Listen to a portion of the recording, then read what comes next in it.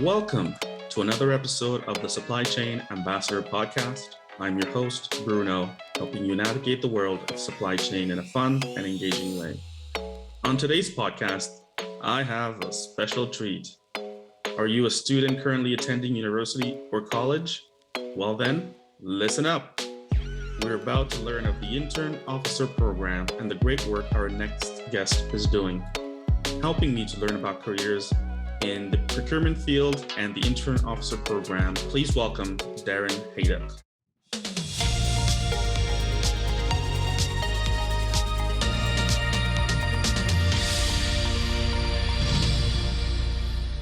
Darin is currently the manager for workforce professionalization and the Intern Officer Program at PSPC, that's the Public Services and Procurement Canada, as well as a part-time faculty member at the Canada School of Public Service, where he facilitates procurement functional specialist courses.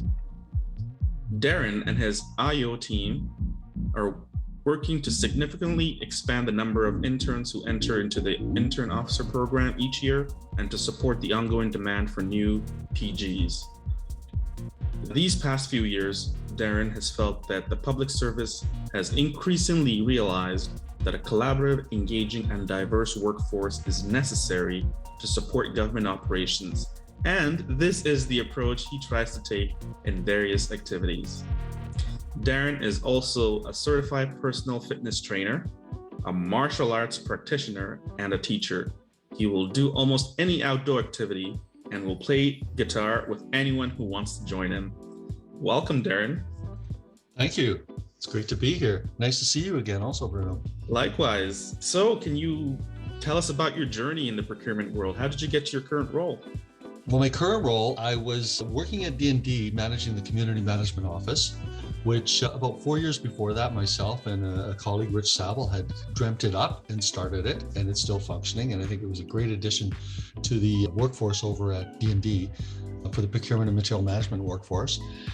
And then I had an opportunity to come over and start to build something similar over at PSPC, and in a division that's called the Workforce Professionalization Division. So that was a really interesting endeavor. And I started rebuilding that focus and trying to take what was working, what I felt was working at D&D in terms of how we were guiding and managing the development of the workforce overall. And then more recently, there was an opportunity for me to take over the Intern Officer Program also. So I've combined the two portfolios, right now, and I have 3 fantastic team leads that are working for me, and we're rebuilding each of those teams a tiny bit. So that's where I'm at. I only took over the IO program, it was less than 2 months ago. At first I was a little apprehensive because it's a big endeavor, but now I'm really pleased I took it over because it's a great program. And there's lots of really solid attention on it right now. And we have a really good team that wants to enhance that support to the overall workforce. And as you mentioned, we're also targeting to pretty much double the size of the annual IO intake each year, which in itself is a significant jump. The IO program has been around for about 60 years in the federal government. Yeah. And I think we'll be taking it to the next level. So we're working on that in the next few months on how to do that. That is fascinating. Can you briefly describe more about the IO program? It sounds like it's really going to increase in scope. Can you tell us more about it? Yeah, the IO program, well, right now we take on average, around 25 IOs a year. It fluctuates from year to year. And different organizations throughout PSPC, through Public Services and Procurement Canada, can take on IOs and sponsor them. Those IOs stay in the program for 3 years as they move from the PG1 up to the PG4 level. And there's advancements through each of those levels. So they get tested and evaluated as they advance into PG2, PG3, and then subsequently PG4. Generally, what happens when you finish the program and you graduate, you wind up getting a job, having a job with the sponsoring organization where you initially started. So the IO program is really good because it is a structured way to carry people through those first few years of their development. And I don't want to necessarily say it's a fast-tracked way, but I think that's part of the intent, is to take our future leaders in the procurement field and give them that a really good solid foundation over a fairly short period of time. What we're seeing in the overall workforce, and it's one big challenge, is that at the PG4 level primarily, we have such a shortage of people, such a high vacancy rate. Yeah. and it's difficult to recruit and keep those vacancies filled. So the IO program, I think, plays an even bigger role in the future, because we need to make sure that if we're, again, a lot of us are starting to see PGs over the years are advancing quicker than, say, when I started 20 something years ago. That's both a good thing and a bad thing. It puts some organizations at risk, and individuals also, because they'll step into the roles that they might not always be ready for or have the tools. So by expanding the IO, we start to create some of that cushion and create, at least in the 3-year period, those individuals that come out of it will have as broad and solid foundation as we can give them, and hopefully more than what they would get from just advancing outside of the IO program. Mm-hmm. Wow. It sounds like you're really passionate about the IO program. Can you tell us what you love about your work? Right now, some of the things I really love about this type of work that I'm doing, and I was doing this over at the community management office also for the PG community, is that it's very much initiatives based. We got to come up with how we're going to make these programs better and envision that, take on initiatives, but it's also strongly collaborative. Both the teams I'm managing right now, I take the approach that we don't know everything. Those of us working in the teams, I don't know everything. My team leads don't know everything. We have strong people in our groups, but we need to go out there and engage others that are actually working in the operational environment. Some of us have been out of it for some time, so we need to stay tapped into that. So a big part of what I appreciate is that my current role, I'm collaborating on multiple levels throughout the government. I'm collaborating internal within our directorate, within PSPC, at managerial levels, at right up to ADM-led DG level committees and working groups and things like that. And I'm also collaborating quite strongly and helping drive that for our DG community interdepartmentally. So with Treasury Board, with D&D, shared services, and any other government departments that we might want to collaborate on any items with. Wow. Can you share some of the misconceptions that you've heard about the IO program, or just some of the work that you do? Specifically about the IO program, I'm fairly new in it. I'm not quite sure what the word on the street is about the program. Generally, when I've talked to people about it, whether they're DGs or directors or managers, they have nothing but good things to say about it and want to support it. So it's been around for a long time, and they want to see it continue to be a key tool in how we're developing the workforce. So I strongly believe that's a good positive thing. One thing that is a challenge, and I kind of mentioned it earlier, is that people can go ahead and get to the PG4 level without being in the IO program, sometimes in less than 3 years now. And that's a challenge to the overall workforce. I really believe that. We're always going to have some individuals that are, really smart, really keen, really, awesome. But we also have to be careful about ensuring that there's still a minimum amount of experience at each level. So the other part of my portfolio is to help standardizing the minimum experience criteria at different PG levels. And that's work that I started over at D&D, and we're carrying over into PSPC. Okay. Yeah, speaking of that challenge specifically, and any other challenges that you have come across, how are you working to overcome these? The approach I've been taking over the last several years, again, it's about collaborating and working with particularly the large departments with large PG or procurement communities. So with D&D and PSPC right now, and then with Treasury Board on board with that, where we talk about all of these challenges. We've got working groups, interdepartmental working groups, where we do address this. Recently, there was a DG level working group formed between D&D, PSPC, and Shared Services and Treasury Board, where at that level, we're addressing them. So we're feeding up into that. A lot of the last couple of years, I'm just going to add a little addendum to this. The last couple of years, there's been even more focus on the PG workforce, or the procurement workforce, by senior management. So discussions that maybe 4 years ago I was having just at the managerial level, they're really having those at the DG level now and the ADM level. So that's both a good and bad thing. It gives us a lot of attention. It gives a lot of attention to what we're doing, but we need to also continually now feed information to that higher level senior management community.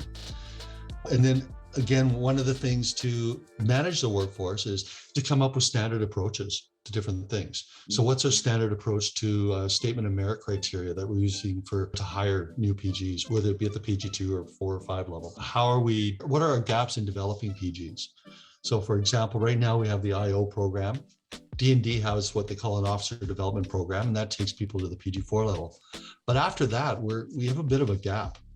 So there's a challenge on developing those newer PG4s so that 3-4 years from now, they're ready to be really good, strong team leaders as PG5s or eventually managers. Yeah. So I think those are some of the challenges we're working with. How we address them is to keep having these conversations interdepartmentally and through our department so that we're leveraging each other's work and we're trying to come up with some common approaches to these items. Wow. What exciting new projects or initiatives are you currently working on? A big one right now is actually trying to come to terms with expanding the IO program. This is huge. And we're looking at we're targeting up to 50 new IOs just for the NCR next year, and for that to be an annual target. The IO team is looking at all different aspects of the program and reviewing and updating what we need. We're also looking at how we can better or increasingly provide that good support to the hiring manager organizations that bring on IOs. Because that's part of the challenge, is having the capacity within those organizations to take on new IOs. Mm-hmm. Everybody's busy in these work environments, and bringing people on and coaching them and teaching them the jobs is difficult to do. But the way I'm trying to look at it and sell it to others is that you're not bringing in PG1s right now, you're bringing in your PG4s 3 years from now. Yeah. So that's the approach we have to take. And just within the last 3 weeks, I was in a meeting where our ADM said, let's supercharge the IO program. Let's use it and also work those IOs. He said to his DG colleagues, it's like the IOs we're bringing in smart, young, ambitious individuals. Let's challenge them in these environments. Let's make that program really evolve, and let's take it to the next step. So that's a huge challenge. Yeah. One other thing we're doing also is on the community management end. What I developed at D&D with not just myself, but a handful of us, we developed a community management approach to the overall workforce. Mm-hmm. When I shifted over to PSPC to try to build up that type of a portfolio, I found it was more lacking in terms of a cohesive strategy or approach to all the items that affect the workforce. So for example, how are we thinking about mentoring? How are we thinking about onboarding new employees or socializing them into the environment? How are we looking at our recruitment strategies? And what are our challenges with recruiting, particularly to try to recruit people at the mid-career from outside of government?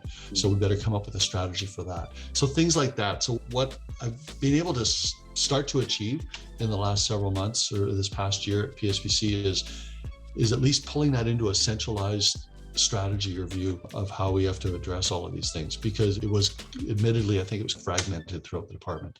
Yeah. So how are we looking at recruitment? How are we going to create a mid-career strategy that targets people with experience outside of the government? That's a big thing. And so what we've been doing in the past is posting for PG4s and just saying they're external to government. But when we look at the results of those, it's not worth the effort. So we have to come up with a better approach.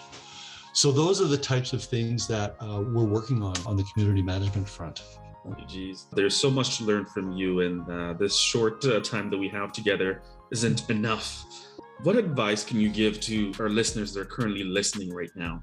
That's a really good question. The first advice I give, and I'm lucky I get to meet some new PGs when I'm teaching for the Canada School of Public Service. And I always, or if I'm mentoring anyone, I always give the advice of, first of all, be patient. If we all think back, and Bruno, I'm sure you can attest to this, if we all go back to a couple of years in the federal government, we wanted to change the world.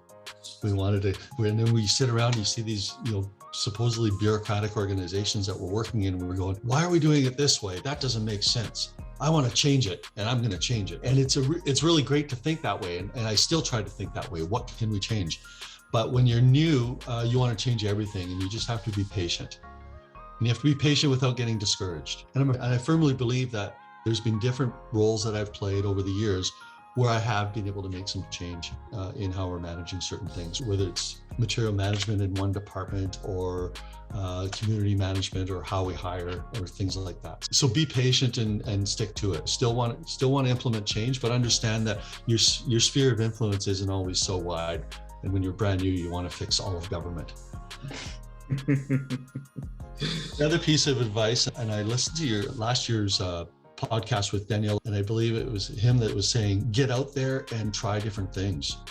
The procurement field, it's very broad. And if you set two PG2s in a room, or two or three PG2s in a room that are new in the government, and you ask them what their jobs are, they might all be very different. And so it's a very broad field. You can find some really interesting things to work in. Some of the commodities are fascinating. And then even the commodities that don't appear all that fascinating are interesting because you can take a whole strategic approach to managing a commodity. Yeah. So there's a lot of stuff you can do, and you can be in learning environments, you can be in supportive environments like I am now. I've worked in special ops procurement. That was the most fascinating procurement job ever. It was changing every day. But then there's also the different roles you can get into. It's very broad. So don't look at one procurement job and go, oh, it's not for me. Mm-hmm. Look for opportunities. And Danielle mentioned that in the podcast with you, that also talked about doing at-level deployments. You get to a certain point where you want to gain additional skills or experience. Well, consider a deployment. It's not all about advancing. The advancement will come. And so I think, those are key things I would tell new employees right now. Yeah, I really appreciate the work you're doing to instill those skills within procurement officers so that, the advancement will come, but you've still got to make sure that we're well grounded in just the basics of procurement. And there's everybody wants to advance. I wanted to advance, and when I was first and I have advanced, and I've done pretty well for the amount of time I've been in the public service.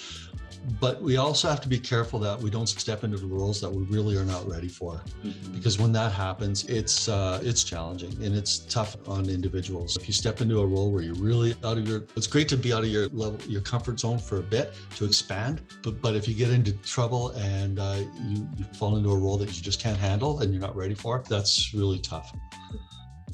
Any call to action for our listeners? Call to action. What do you mean by call to action, Bruno? Where can we go to learn more about the program, to get involved? I'm sure there'll be quite a number of people within the procurement and students alike, or even just people outside of government who just really want to get involved. Yeah.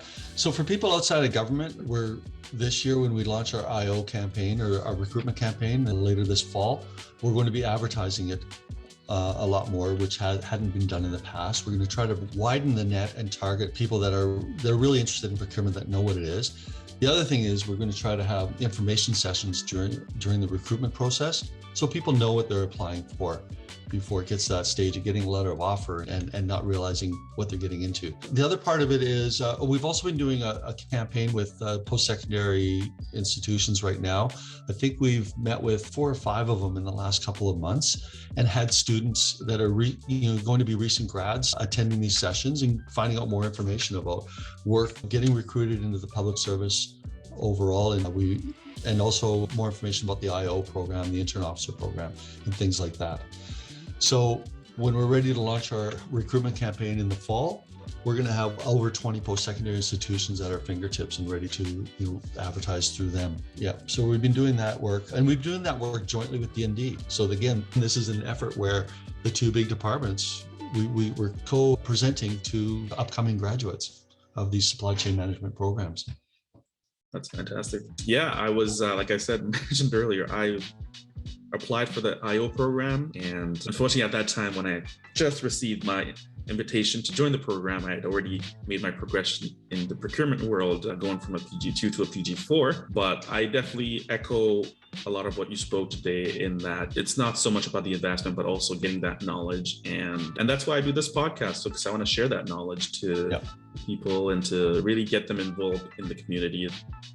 The IO program also gets people exposure to, they go on assignments through those 3 years. So it gives them exposure to different types of procurement or different types of work. And they might gravitate towards professional services contracting. They might go, you know what, this is really it, because there's a lot of stuff I can learn here. With the recent budget, there's going to be a lot more need for defense procurement. Yeah.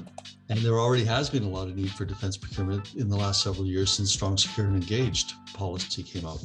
So we're always having to, right now, we're just struggling to keep the workforce populated. And we need to get ahead of that a little bit. So that's where, and it's not just the IO program that's going to save that. This is multifaceted.